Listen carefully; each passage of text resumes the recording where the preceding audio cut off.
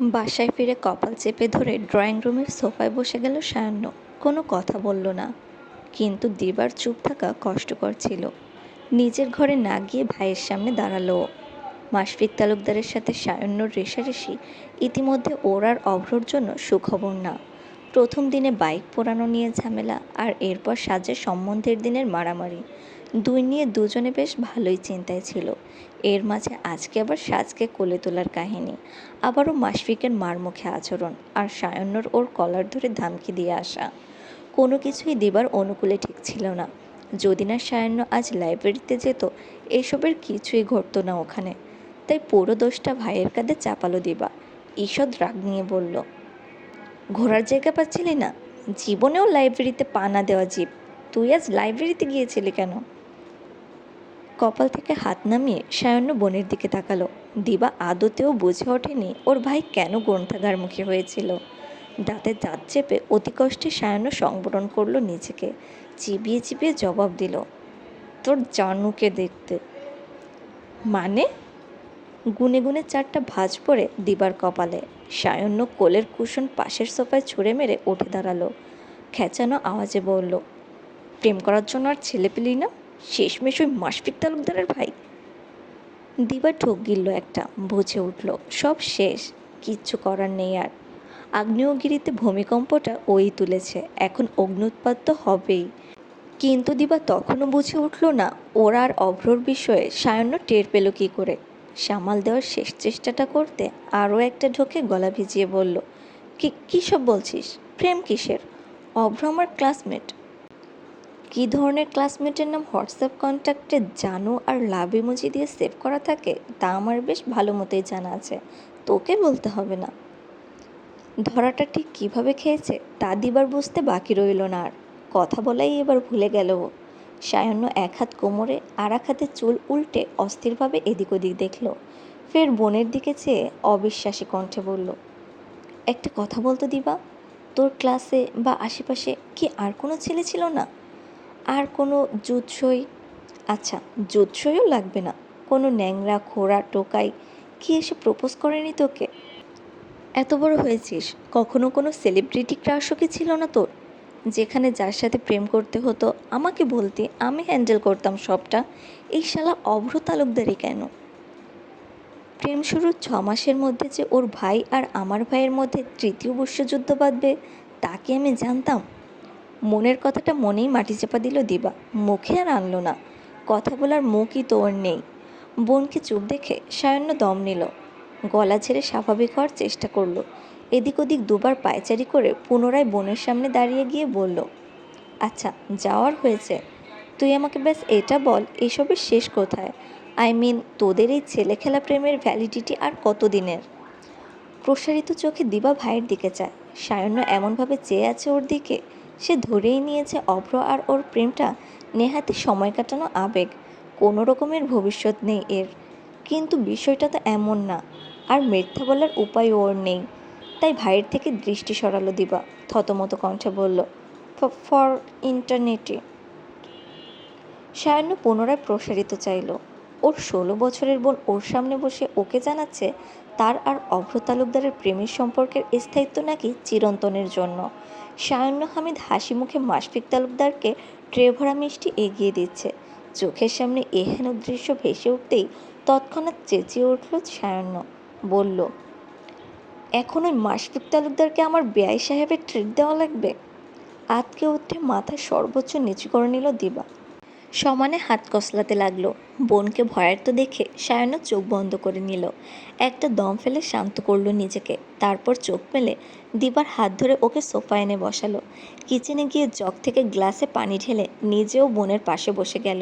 সায়ান্ন পানির গ্লাস এগিয়ে দিল দিবাকে। দিবা কাচুমাচু হয়ে বসেছিল, কিন্তু এবার অবাক হয়, এই ভাইকে তো ও নিজেও কোনোদিন পানি ঢেলে খাওয়ায়নি, আজ সেই সায়ান্নই ওকে এভাবে পানি এগিয়ে দিচ্ছে। পানির গ্লাসটা হাতে নিয়ে 2 ঢোক খেয়ে ওটা সামনের টেবিলে রেখে দিল দিবা। সায়ান্ন এবার ওকে বেশ নমনীয়র সাথে বলল, দেখ দিবা, তোর প্রেম করা নিয়ে আমার কোনো সমস্যা নেই, কখনো ছিল না বা থাকবেও না। এই বয়সে একজনের প্রতি ভালো লাগা কাজ করবে, আবেগ আসবে, এমনটাই হয়, এটাই স্বাভাবিক।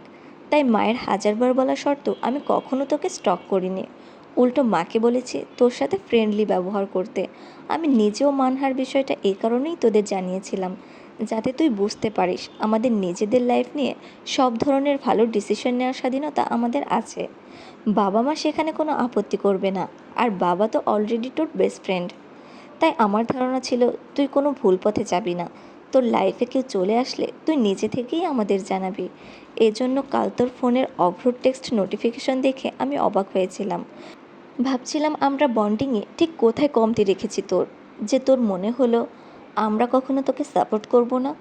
এত এত স্বাধীনতা দেবার পরেও তোর কেন মনে হলো তুই কাউকে পছন্দ করছিস সেটা আমাদের জানানো যাবে না? আমাদের ভুলটা কোথায়? ভাইয়ের দিকে তাকিয়ে থাকতে গিয়ে চোখ ভরে উঠল দিবার। সায়ন্যর বলা শেষ হলে পুনরায় মাথা নিচু করে নিল ও। 1 সেকেন্ড চুপ থেকে হুট করেই শব্দ করে কেঁদে ফেলল। সায়ন্যর কথায় কোনোদিন ওর অপরাধ বোধ হবে, আর সেটাও এত বেশি, দিবা তো তা কোনোদিন কল্পনাও করেনি। ওদিকে সায়ন্য বিমূঢ়। যখন ধমক দিল তখন কাঁদল না, এখন এত সুন্দর করে বুঝিয়ে বলার পর এভাবে কাঁদছে। নারী জাতির এই হিসেবই মিলল না ওর। বোনকে টিস্যু বক্স এগিয়ে দিল সায়ন্য। দিবা টিস্যুতে নাক মুছতে মুছতে অস্পষ্ট স্বরে বলল, আই এম সরি। কেন? মাথা মোটা, তোর বোঝা লাগবে না।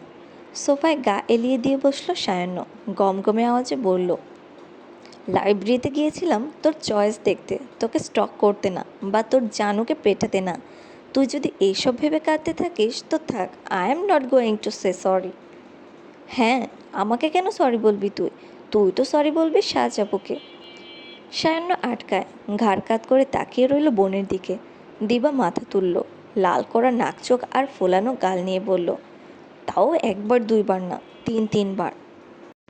বোনের থেকে দৃষ্টি সরায় সায়ান্ন। লাইব্রেরির পুরো ঘটনা মনে পড়ে যায় ওর।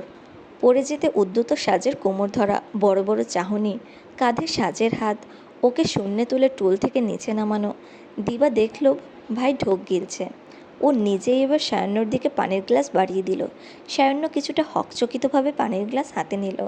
2 ঢোকে পুরো গ্লাস শেষ করে বলল, বাবা মাকে অভ্রর বিষয়ে এখনই কিছু বলিস না, যখন বলার হয় আমি বলে দেব। মাথা ওপর নিচ করল দিবা। সায়ান্ন শার্টের বোতাম খুলতে খুলতে এক দৃষ্টিতে পানির গ্লাসের দিকে চেয়ে রইল। তবে ওর ভাবনায় পড়ার কারণ দিবা, অভ্র না, নাইবা মাশফিক। ওর ভাবনার কারণ সেই ভাষা ভাষা চোখের অধিকারিণী অভ্র তালুকদার আর মাশফিক তালুকদারের বোন সাজ। রাত 11টা। ডিনার শেষে তালুকদার নিবাসে সবাই এখন যে যার ঘরে। মাশফিক নিজের ঘরে পায়চারি করতে করতে ফাইল দেখছিল। এর মাঝে দরজায় চুরি ঠোকরানোর আওয়াজ কানে আসে ওর। হাতের ফাইল আর চোখ বন্ধ করে ফেলল মাশফিক। একটা বড় দম নিয়ে চোখ মেলল। পেছনে না ফিরে স্বাভাবিক কণ্ঠে বলল, কিছু বলবি? গুটি গুটি পায়ে ঘরে ঢোকে সাজ। সৌজা এসে মাশফিকের সামনে দাঁড়ায়। বোনকে বরাবরের মতো স্থির দেখল মাশফিক। সাজ সময় অপচয় করল না, 2 হাতের ইশারায় বোঝালো, রাগ করেছিস? রাগ কেন করব? জবাবের পরিবর্তে উল্টো প্রশ্ন করে ফাইল সহ 2 হাত পেছনে বাঁধল মাশফিক। সাজ আর চোখে ভাইয়ের পেছনে তাকালো, পুনরায় ভাইয়ের দিকে তাকিয়ে বোঝালো, তাহলে বাসায় ফেরার পর ঠিকমতো কথা বলছিস না কেন? ব্যস্ত আমি, অফিস থেকে কাজ। হাত দিয়ে ভাইকে থামিয়ে দিল সাজ। বোনের প্রতিক্রিয়া দেখে মাশফিক হার মানল। চুপচাপ ফাইলটা বিছানায় ছড়ল ও। নীরস দৃষ্টিতে চেয়ে রইল সাজের দিকে। সাজ বুঝল ভাইয়ের ভাব। ও যে আবারও ঝামেলা না করতে মাশফিককে বোঝাতে এসেছে, সেটা মাশফিক পছন্দ করবে না, তারই অগ্নি প্রতিক্রিয়া দিচ্ছে সে। তবে দমতে প্রস্তুত ছিল না সাজ। হাত নেড়ে বোঝালো, এই যে আমি হাত পা না ভেঙে ঠিকঠাক তোর সামনে দাঁড়িয়ে আছি, এটা কি তোর পছন্দ হচ্ছে না? তুই চাচ্ছিলে আমি টুল থেকে পড়ে যাই? তোর এটা মনে হয়? না, এই জন্যই বুঝছি না তুই রাগ কেন করছিস। তুই দেখলি না ও আমার হাত ধরেছিল? কারণ তুই ওনাকে মারতে গিয়েছিলি। কলার ধরার কথাটা আর তোলাই হলো না মাশফিকের। দ্বিতীয়বার হার মানল ও। অবশ্য এটা নতুন না, প্রতিবার মাশফিক রেগে গেলে এভাবেই সাজকে থামিয়ে দিয়ে যাবে। গোটা ঘটনাটাই এমনভাবে ওর সামনে তুলে ধরবে যে মাশফিকের মনে হবে এখানেই থেমে যাওয়া উচিত। সাজ ভাইয়ের চেহারা পরখ করলো, অতপর বোঝালো, গোটা ঘটনাটাই একটা দুর্ঘটনা ছিল। এ নিয়ে তুই ওই লোকের সাথে কোনো রকমের ঝামেলা করবি না, মনে থাকবে? বাধ্যানুগতার মতো মাথা ওপর নিচ করলো মাশফিক। সাজ আশ্বস্ত হলো। মিষ্টি হাসির সাথে ভাইকে গুড নাইট বুঝিয়ে নিজের ঘরে চলে আসলো ও। সুজি তখন বিছানায় ঠিক মাঝখানে 4 পা 4 দিক ছড়িয়ে ঘুমোচ্ছিল।